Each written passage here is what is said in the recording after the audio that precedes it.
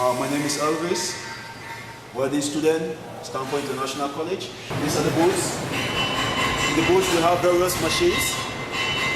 We have machines for stick welding. We have machines for MIG welding. Typically we do have machines for cross core. This is typically our bender where we try to bend our plates, both practice and test plates. This is a drilling machine. Try to drill the plate. This is where we keep our rods. Try to hit the rods every morning so that the students can use. Here is a grinder to grind those who are using green teak.